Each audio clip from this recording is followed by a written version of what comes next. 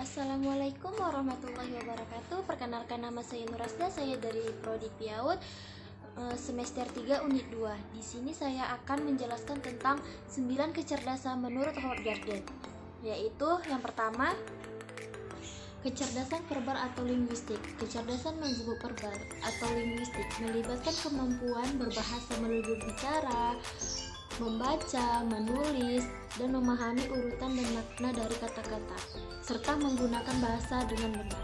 Anak yang memiliki kecerdasan ini kuat dalam bidang berbahasa dan mudah mengingat informasi verbal dan tertulis, suka menulis dan membaca, jago debat dan berpidato, suka melontarkan humor, dan bisa menjelaskan sesuatu dengan baik. Kecerdasan logis atau matematis. Kecerdasan dalam mengolah angka, matematika, dan logika untuk menggunakan dan memahami berbagai pola seperti pola pikir, pola visual, pola jumlah, atau pola warna. Untuk memicu kecerdasan logis matematis pada tubuh si buah hati, latihan si kecil dengan bermain analisis berhitung, pergi ke museum ilmu pengetahuan dan sains, misalnya Planetarium. Dan yang ketiga ada kecerdasan spesifik visual. Anak dengan tipe kecerdasan majemuk ini mengandalkan imajinasi dan sangat senang dengan bentuk gambar, pola, desain, serta tekstur. Kemampuan seperti visual si kecil dapat diasah dengan menggambar, melukis, membangun sesuatu, bermain warna, bermain puzzle, dan bermain lilin-lilinan. Kemampuan spesial visual dimiliki oleh artistik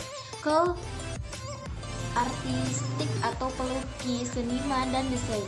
Pelatihan menunjukkan bahwa anak yang dilatih untuk mengembangkan spesial visual dengan kemampuan mengingat atau memori dan penalaran logika yang baik. Dan yang keempat ada kecerdasan kinestik jasmani. Kecerdasan ini melibatkan kemampuan dalam koordinasi anggota tubuh dan keseimbangan. Anak yang memiliki kecerdasan ini senang melakukan berbagai aktivitas fisik seperti naik sepeda, menari, dan olahraga.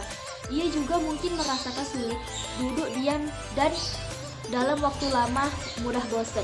Anak dapat membantu mengajari kecakapan ini dengan memasukkannya ke dalam les tari, klub olahraga, bermain lempar dan tangkap benda, menjaga keseimbangan saat berjalan, dan bermain teater. Dan yang kelima ada kecerdasan musikal. Tidak hanya dapat memainkan alat musik atau mendengarkan lagu, mereka yang dapat memiliki kecerdasan ini juga mampu memahami dan membuat melodi, irama, nada, vibrasi, atau suara dan ketentuan menjadi sebuah musik. Kecerdasan musikal dapat diasah dengan memberi anak berbagai pilihan jenis musik, menganalisis perbedaan suara orang dalam berbicara, mendengarkan suara alam, atau bermain menciptakan lagu. Dan yang keenam di sini ada kecerdasan interpresional. Kecerdasan interpresional ini merupakan kecerdasan interpretatif di mana si kecil mampu memahami diri sendiri, mengetahui ketentuan, kelemahan, dan motivasi diri. Jika kecerdasan ini menonjol pada diri anak, dia bijaksana dan bisa mengendalikan keinginan serta perilaku, juga mampu membuat rencana dan keputusan. Kecerdasan ini memiliki ilmuwan dan filsuf. Dan yang ke-7 ada kecerdasan interpresional. Selain interpresional, kecerdasan interpersonal atau keterampilan sosial juga diperlukan. Kecakapan ini merupakan kemampuan untuk masyarakat serta memahami dan berinteraksi dengan orang lain. Mereka yang mempunyai kecerdasan ini mampu bekerja, berinteraksi, dan berhubungan dengan orang lain. Suka bekerja sebagai tim, memiliki banyak teman, menunjukkan empati kepada orang lain, sensitif terhadap perasaan dan ide-ide orang lain, memediasi konflik, dan menemukan kompromi. Dan yang ke-8 ada kecerdasan naturalis. Ini adalah kemampuan untuk mengenali dan mengkategorikan tanaman, hewan, benda, dan di alam lain yang ada di alam, serta ketertarikan mempelajari spesies makhluk hidup. Kecerdasan majemuk kepada anak dapat dipupuk dengan mengajarkan nama-nama hewan, nama-nama tanaman, alam semesta, mengoleksi serangga, daun, batu, dan kerang. Mengajak anak ke alam terbuka, mengamati hewan-hewan dan memelihara binatang peliharaan. Dan yang ke-9 ada kecerdasan eksistensial.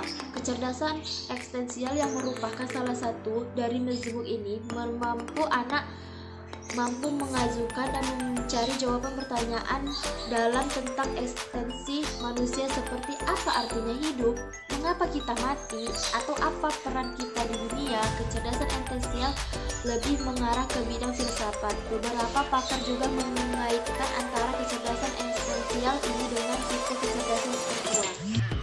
Dan di sini saya akan membuat satu model pembelajaran tentang kecerdasan naturalis.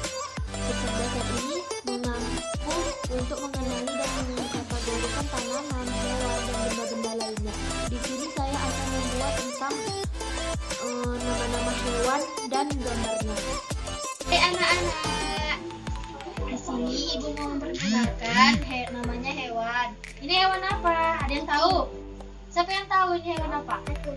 Hewan apa namanya? Kucing. Kalau yang ini hewan apa? Beruang. Kalau yang ini? Namanya kelinci. Warnanya